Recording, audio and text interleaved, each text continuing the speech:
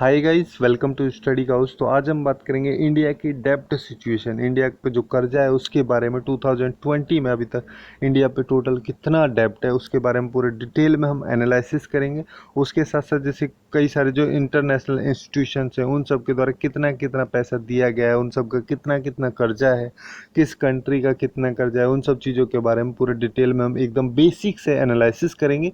और अगर आपको ये वीडियो यूजफुल लगे then do like, share and subscribe to study couch. Okay, so let's start. तो सबसे पहले हम एकदम बेसिक से स्टार्ट करते हैं कि डेब्ट एक्चुअली में होता है क्या। डेब्ट मतलब कर्जा, जैसे कि इसके नाम से ही पता चल रहा है। जैसे मान लो ए पर्सन है, ठीक है, ए पर्सन ने 500 रुपये उधार लिए, ठीक है, बी से। तो जब बी से ये उधार लिए और ए बोलता है कि वो उसको 2 साल में वापस रिटर्न कर देगा और 10% इंटरेस्ट रेट के साथ में। तो यहाँ पे ए जो है 2 साल तक बी के लिए 10% का इंटरेस्ट प्रोवाइड कराएगा।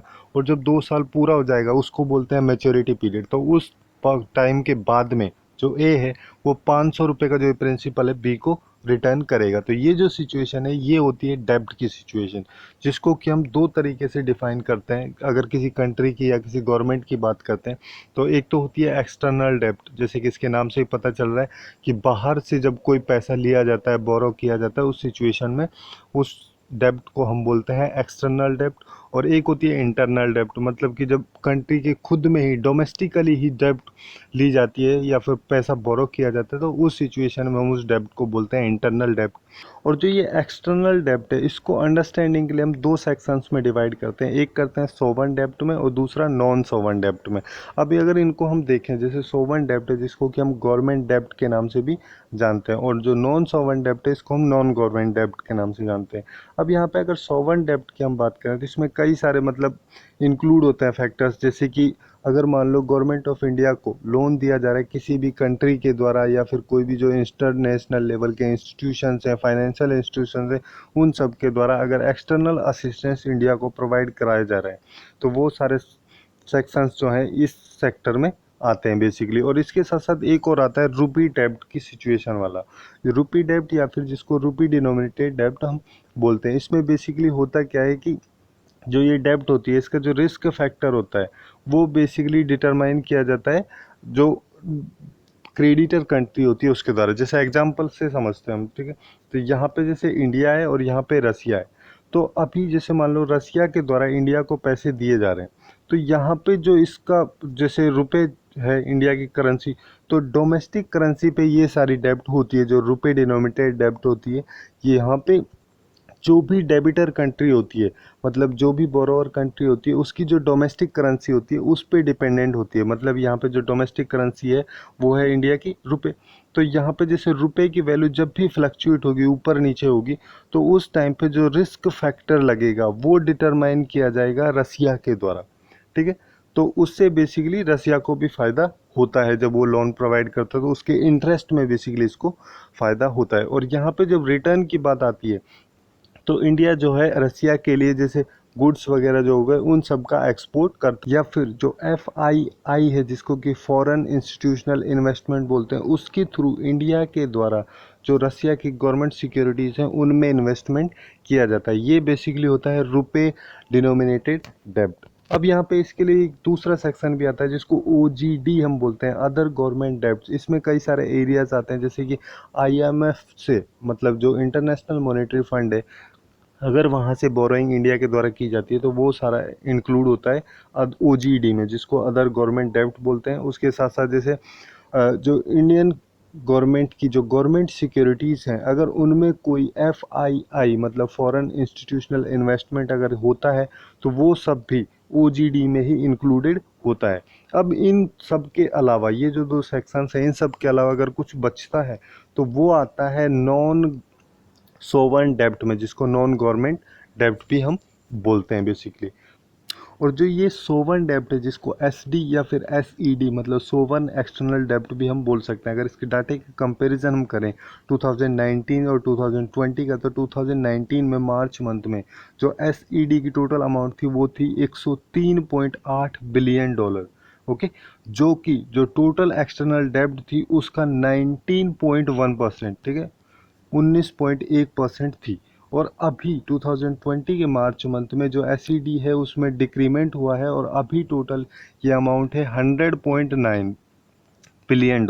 ओके, तो $100.9 बिलियन है, जो कि पहले 103 थी। और अभी अगर परसेंटेज की बात करें तो जो टोटल एक्सटर्नल डेब्ट है उसका 18.1% है, जो पहले 19.1% था। तो यहाँ पे जो ये डिक्रीमेंट हुआ है ये बेसिकली जो ओजीडी है, अदर गवर्नमेंट डेब्ट जो है, उन सब में काफ़ी ज़्यादा डिक्रीमेंट होने की वजह से जो एसईडी है उसमें इतना सारा डिक्लाइन हुआ है बेसिकली। जैसे कि आप लोग यहाँ पे भी देख सकते हैं, जैसे जो ओजीडी जो था, अगर उसका डिक्रीमेंट की हम बात करें तो जैसे यहाँ पे सबसे ज़्यादा जो डिक्रीमेंट हुआ था अभी रिसेंटली, वो बेसिकली एफआईआई का इन्वेस्टमेंट जो है, फॉरेन इंस्टीट्यूशनल इन्वेस्टमेंट जो है, अभी 2020 में काफ़ी ज़्यादा कम हो गया। जैसे कि आप लोग यहाँ ग्राफ में देख सकते हैं, ये जो ग्रीन कलर का जो रीजन है कवर किया जा रहा है, ये एफआईआई का सेक्शन है।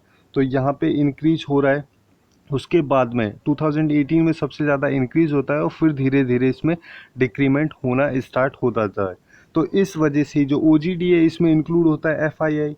अब एफआईआई में अगर डिक्रीमेंट होगा तो जो ओजीडी है उसमें भी डिक्रीमेंट होगा। तो इस वजह से जब ओजीडी में डिक्रीमेंट होगा तो जो एसडी है, जिसको कि सोवन डेब्ट या फिर सोवन एक्सटर्नल डेब्ट हम बोलते हैं, उसमें भी कम्प्लीटली डिक्रीमेंट होगा। इस वजह से ही 2020 में ये डिक्रीमेंट इसमें देखने को मिला है।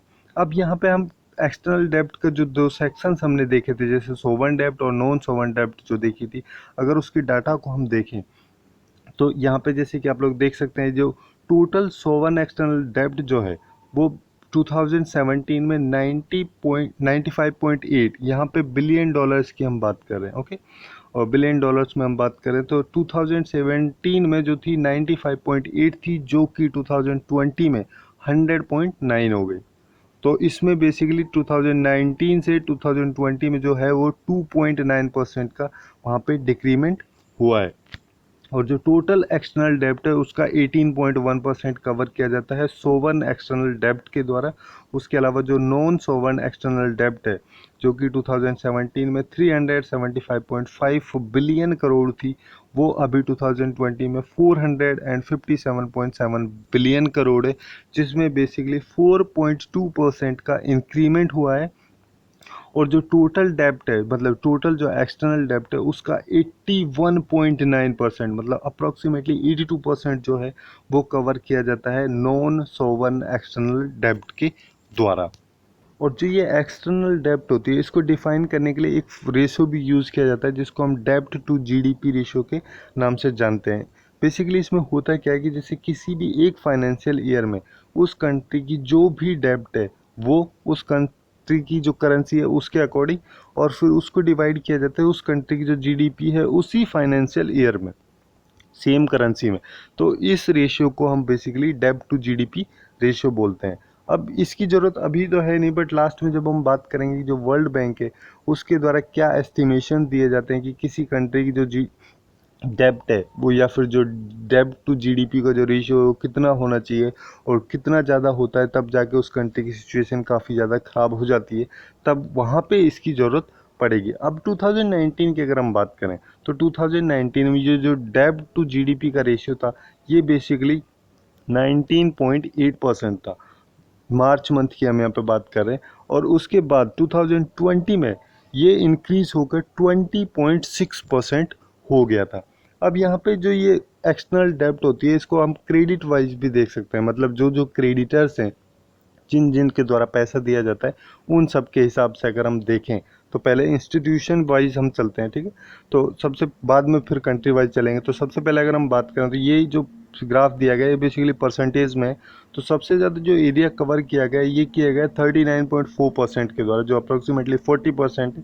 और ये कवर किया जाता है कमर्शियल बोरोइंग, जिसको कि एक्सटर्नल कमर्शियल बोरोइंग हम बोलते हैं। उसके अलावा जो सेकंड नंबर पे आता है वो है 23.4%, जिसको कवर किया जाता है एनआरआई डिपॉजिट्स के द्वारा। मतलब एनआरआई जो होते हैं उन सब के जो डिपॉजिट्स होते हैं, एक तो इंडियन करेंसी में होते हैं, एक फॉरेन करेंसी में होते हैं, उनके अकाउंट्स में, जैसे करेंट अकाउंट, सेविंग अकाउंट, तो वो सारा जो सेक्शन है वो आता है इसमें 23.4% में। फिर उसके बाद थर्ड नंबर पे आता है जो शॉर्ट टर्म ट्रेड क्रेडिट, जो कि 18.2% है। मतलब जैसे इसके नाम से ही पता चल रहा है, जो क्रेडिट है वो शॉर्ट टर्म पीरियड के लिए दिया जाता है।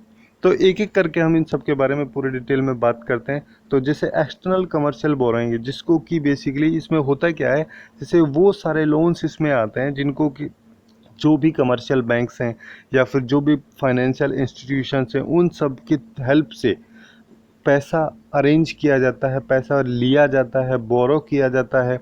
उन सब में होता है क्या है कि जो जैसे इंडिया के द्वारा अगर उन सब से पैसा लिया जाएगा तो इंडिया वहाँ पे अपनी गवर्नमेंट सिक्योरिटीज़ को वहाँ पे देगा एज ए इंस्ट्रूमेंट, और फिर वहाँ से उनको पैसा दिया जाएगा। तो इस टाइप की जो बोरोइंग होती है उसको हम बोलते हैं एक्सटर्नल कमर्शियल बोरोइंग, जिसको ईसीबी के नाम से भी जानते हैं। और सबसे बड़ा जो क्रेडिटर रहा है 2020 में वो रहा है ईसीबी। अप्रोक्सीमेटली 40% का जो डेब्ट है वो क्रेडिट किया गया है ईसीबी के द्वारा। और उसके बाद सेकंड नंबर पे एनआरआई डिपॉजिट्स, जिनके द्वारा 23.4% का एरिया कवर किया गया था। उसके बाद शॉर्ट टर्म ट्रेड क्रेडिट, जिनके द्वारा 18.2% का एरिया कवर किया गया था। अब उसके बाद में आता है मल्टीलैटरल डेब्ट। ये बेसिकली होता क्या है, जैसे मल्टीलैटरल क्रेडिटर्स जो होते हैं, मतलब कि जैसे आईडीए है जिसको कि इंटरनेशनल डेवलपमेंट एसोसिएशन बोलते हैं, आईबीआरडी है international bank for reconstruction and development है, एडीबी है जिसको एशियन डेवलपमेंट बैंक बोलते हैं। इन सब से जो पैसा लिया जाता है या इन सब के द्वारा जो पैसा दिया जाता है उसको हम बोलते हैं बेसिकली मल्टीलैटरल डेब्ट। अब यहाँ पे जो 2020 में जो मल्टीलैटरल डेब्ट थी उसमें जो इंक्रीमेंट हुआ है वो बेसिकली हुआ है 4% का। ओके, और 4% का ये इंक्रीमेंट होके ये हो गया है 48.3 बिलियन डॉलर। जैसे कि आप लोग यहाँ पे इस ग्राफ में भी देख सकते हैं, यहाँ पे 2020 का जो ग्राफ है, जो येलो कलर का जो रीजन है ये है मल्टीलैटरल बोरोइंग। ओके, तो यहाँ पे काफ़ी ज़्यादा इंक्रीमेंट इसमें धीरे धीरे हुआ है। और अब अगर हम बात करें कि जैसे आईडीए है, आईबीआरडी है, एडीबी जो है, इन सब के द्वारा कितना कितना एक्चुअली में क्रेडिट दिया गया, कितना कितना पैसा दिया गया, तो उसके लिए हम यहाँ पे ये ग्राफ देख सकते हैं। ठीक है, जो ये ग्राफ जो है ये भी परसेंटेज वाला एरिया यहाँ पे बेसिकली बता रहा है। तो जो आईडीए है उसके द्वारा टोटल जो क्रेडिट दिया गया है वो दिया गया है 21.7 बिलियन डॉलर, जो कि अप्रोक्सीमेटली जो टोटल एक्सटर्नल डेब्ट है उसका 44% है, 44.9, मतलब अप्रोक्सीमेटली 45% जो है एरिया वो कवर किया जाता है आईडीए के द्वारा, जैसे कि आप लोग यहाँ पे देख सकते हैं। और सेकंड नंबर पे इसके बाद में आती है एडीबी, जिसको एशियन डेवलपमेंट बैंक बोलते हैं। उसके द्वारा 13.8 बिलियन डॉलर क्रेडिट किए गए, जो अप्रोक्सीमेटली 28.5% एरिया कवर करती है। उसके बाद थर्ड नंबर पे आती है आईबीआरडी, जिसको international bank for reconstruction and development बोलते हैं। उसके द्वारा 11.1 बिलियन डॉलर का क्रेडिट किया गया है। ओके, जो कि अप्रोक्सीमेटली 22.9%, मतलब अराउंड 23% जो है एरिया वो कवर किया गया आईबीआरडी के द्वारा। उसके साथ साथ एक और है आईएफएडी, जिसको international fund for agriculture development बोलते हैं।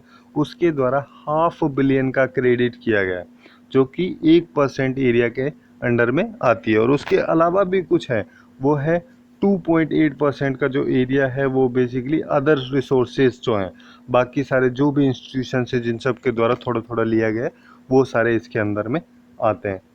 अब बात करते हैं हम बायलैटरल डेब्ट की। बायलैटरल डेब्ट में होता क्या है कि जैसे किसी भी कंट्री की जो भी एंटिटीज़ हैं, मतलब या तो सोवन एंटिटी, मतलब जो भी गवर्नमेंटल एंटिटीज़ हैं, या फिर नॉन सोवन जिनको नॉन गवर्नमेंटल एंटिटीज़ बोलते हैं, उन सब के साथ में कोई भी एग्रीमेंट करके या फिर कोई भी अरेंजमेंट करके किसी भी तरीके से मतलब जो पैसा लिया जाता है वो बेसिकली आता है बायलैटरल डेब्ट में। अब ये जो सिचुएशन है इंडिया की कई सारी कंट्रीज़ के साथ में, जैसे जापान है, जर्मनी है, यूएसए है, फ्रांस, नीदरलैंड, रसिया, इन सब के साथ में है। अब यहाँ पे जो ये ग्राफ आप लोग देख रहे हैं, यहाँ पे बेसिकली हम देख सकते हैं जो लास्ट में है ये है 2020 का, और इससे पहले वाला है 2019 का।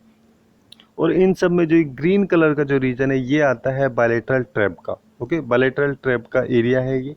तो यहाँ पे 2020 में जो डिक्रीमेंट हुआ है बेसिकली इसमें, वो हुआ है 8.9% का, और ये डिक्रीमेंट होके 24.3 बिलियन डॉलर हुआ है। अब यहाँ पे जैसे कि आप लोग देख सकते हैं, ये जो परसेंटेज की यहाँ पे बात की जा रही है 8.9% के जो डिक्रीमेंट हुआ है, यहाँ पे ये कंपेयर की जा रहा है 2019 के मार्च मंथ के डाटा के साथ में बेसिकली। ओके, और जो ये कंट्रीज़ हैं जैसे जापान वगैरह हैं, ये सारी कंट्रीज़ के द्वारा कितना कितना जो पैसा है वो क्रेडिट किया गया, अगर उसकी हम बात करें तो जापान जो है उसके द्वारा सबसे ज़्यादा क्रेडिट किया गया है, वो किया गया है अराउंड 79.2%। ओके, और वो है 19.2 बिलियन डॉलर। ओके, ये जो मार्च 2020 तब तक के लिए जापान के द्वारा इतना पैसा क्रेडिट किया गया। उसके बाद सेकंड नंबर पर जर्मनी आता है जिसके द्वारा क्रेडिट किया गया 2.3 बिलियन डॉलर, जो कि अप्रोक्सीमेटली 9.6% है।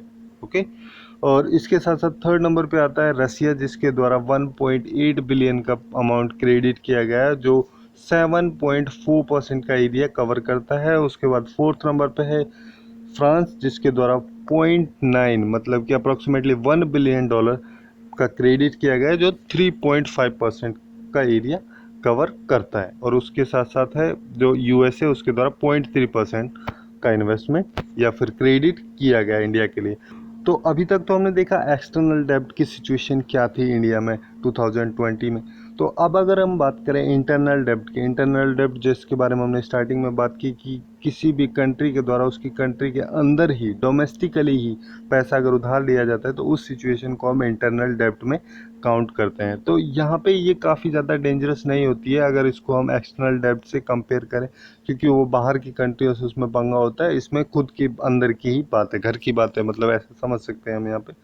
तो यहाँ पे बेसिकली होता क्या है, इस वजह से ही जो इंडियन गवर्नमेंट है उसके द्वारा जो टोटल डेब्ट होती है उसका जो मेजर परसेंटेज जो होता है वो इंटरनल डेब्ट के द्वारा ही कवर किया जाता है। और ज़्यादातर जो है वो आरबीआई के द्वारा या फिर आरबीआई की हेल्प से ही जो पैसा है वो बोरो किया जाता है। अब यहाँ पे जैसे कई सारे एरियाज होते हैं या फिर कई सारे रिसोर्सेज होते हैं इंटरनल लोन्स के लिए जो गवर्नमेंट ऑफ इंडिया को मिलते हैं, जैसे कमर्शियल बैंक्स जो हैं उनके द्वारा 40% जो इंटरनल डेब्ट होती है उसको कवर किया जाता है।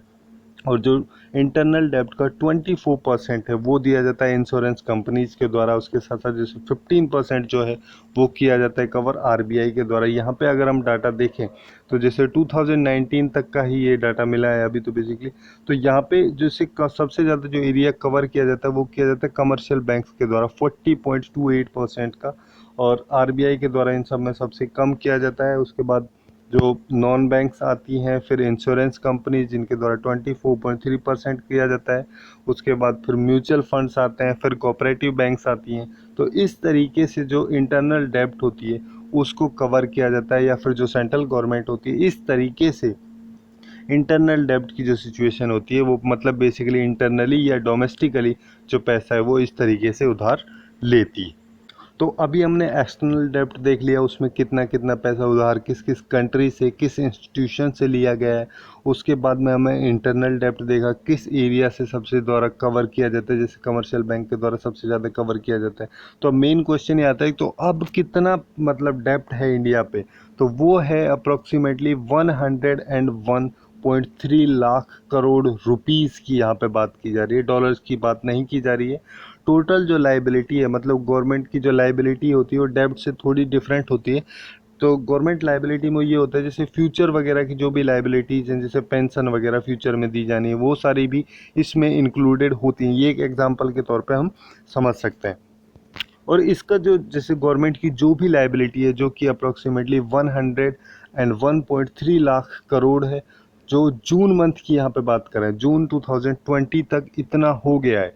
और इससे पहले मार्च में 94.6 लाख करोड़ थी। ये बेसिकली जो कोविड-19 की सिचुएशन चली उस वजह से काफ़ी ज़्यादा यहाँ पे इसमें जो इंक्रीमेंट हुआ है वो हुआ है। अब यहाँ पे हम टोटल डेब्ट की अगर हम बात करें तो लास्ट ईयर जून मंथ में जून 2019 में जो इंडियन गवर्नमेंट की जो टोटल डेब्ट थी वो 88.18 लाख करोड़ रुपीस थी। और अभी 2020 के जून मंथ में जो ये 101.3 लाख करोड़ रुपीस जो है इसका जो पब्लिक डेब्ट है, मतलब जिस डेब्ट की हमने स्टार्टिंग से बात करते आ रहे हैं, वो पूरी डेब्ट जो है वो 91.1% का जो इस 101.3 लाख करोड़ का जो 91.1% है वो है पब्लिक डेब्ट। तो इस वजह से ही इस सेगमेंट में हमने पब्लिक डेब्ट या फिर जो डेब्ट थी जो एक्सटर्नल या इंटरनल डेब्ट जो सारी थी उन सब के बारे में बात की थी। तो मेजरली जो है सारी जो गवर्नमेंट की लाइबिलिटीज़ हैं जो कि वो 101 लाख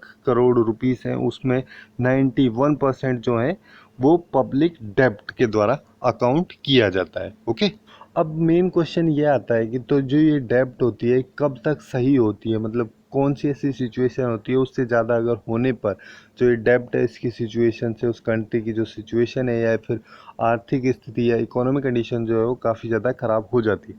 तो इस पे बेसिकली जो वर्ल्ड बैंक है उसका कुछ एस्टिमेशंस हैं, उसके द्वारा बोला जाता है कि अगर जब उस कंट्री की किसी भी कंट्री की जो एक्सटर्नल डेब्ट है अगर वो 77% से ज़्यादा होती है तो वहाँ पे बेसिकली जो जीडीपी वगैरह की प्रॉब्लम्स हैं वो काफ़ी ज़्यादा होती हैं, उसकी इकोनॉमिक कंडीशन काफ़ी ज़्यादा ख़राब होती है।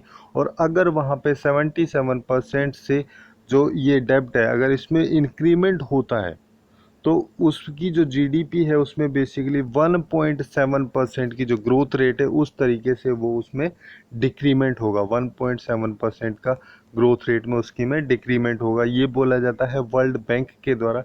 हालांकि तो कई सारी कंट्रीज जैसे कि जापान है तो उसको बेसिकली लार्जेस्ट डेब्ट रिडन कंट्री के नाम से जाना जाता है। किसी टाइम पे उसमें 238% लोन थे, मतलब जो उसकी जीडीपी थी उसका 238% का उस पर लोन था और बाद में उसके द्वारा काफ़ी अच्छे से रिकवर किया गया था। सेकंड नंबर पे इसके बाद में जैसे यूएस है उस पर 106% का लोन था और थर्ड नंबर पे ब्राज़ील जो है उस पर 68.5% का उसकी जीडीपी की यहाँ पे बात कर रहे हैं, मतलब जिसके बारे में हमने स्टार्टिंग में बात की थी डेब्ट टू जीडीपी का जो रेशियो उसकी ही यहाँ पे बात की जा रही है बेसिकली। और जैसे इंडिया जो है उसका 66.8%। ओके, और ये जो 66.8% है, ठीक है, इससे पहले भी हमने बात की थी, उस टाइम पे हमने बात की थी 20.6% का एक्सटर्नल डेब्ट में, वो था बेसिकली एक्सटर्नल डेब्ट का। ओके, और ये जो 66.8% है इसमें दोनों इंक्लूडेड है, एक्सटर्नल इंटरनल